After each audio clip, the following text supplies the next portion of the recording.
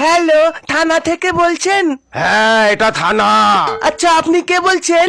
আমি থানার ওসি বলছি। আপনার হাতে কি লাঠি আছে? হ্যাঁ আছে তো, কেন রে? তাহলে ওটা নিজের পেছনে ঢুকিয়ে নিন।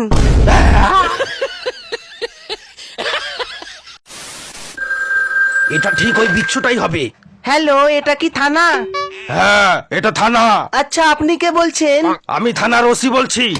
আপনার হাতে কি লাঠি আছে? এবার সাবধানে উত্তর দিতে হবে। না, আমার কাছে কোনো লাঠি নেই। বাহ, একবার বলতেই লাঠিটা আপনার পেছনে ঢুকিয়ে নিয়েছেন, সাব্বাস। কে ফোন করেছে রে? কেউ না মা। হ্যালো, আপনি কে বলছেন? আমি থানা থেকে ওসি বলছি। আপনার এই নাম্বার থেকে একটি বাচ্চা ছেলে আমাকে ফোন করেছিল। ফোন করে কি বলেছে? আমাকে ফোন করে বলেছে আমার হাতে যে লাঠিটা আছে সেটা আমার পেছনে ঢুকিয়ে নিতে। এ মা, কখন? এই মিনিট 10 আগে।